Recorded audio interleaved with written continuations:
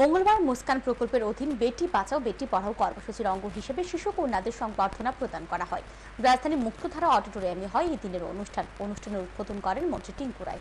সাথে উপস্থিত ছিলেন আগরতলা পুর নিগমের মেয়র দীপক মজুমদার, পশ্চিম ত্রিপুরা জেলা পরিষদের ভারপ্রাপ্ত সভাধিপতি হরি দুলাল আচার্য, পুর নিগমের ডেপুটি মেয়র মনিকা দাস দত্ত সহ অন্যান্যরা। মন্ত্রী টিঙ্কু রায় জানান, বর্তমান সরকার মহিলাদের স্বনির্ভর এবং আত্মনির্ভর করার জন্য কাজ করে যাচ্ছে। মেয়েরা যাতে আর্থিকভাবে প্রতিষ্ঠিত হতে পারে সেদিকে গুরুত্ব দিয়ে কাজ করে যাচ্ছে সরকার। মহিলাদের জন্য কেন্দ্রীয় সরকারের যে সকল প্রকল্প রয়েছে সেইগুলি সঠিকভাবে বাস্তবায়ন করার জন্য কাজ করছে সরকার।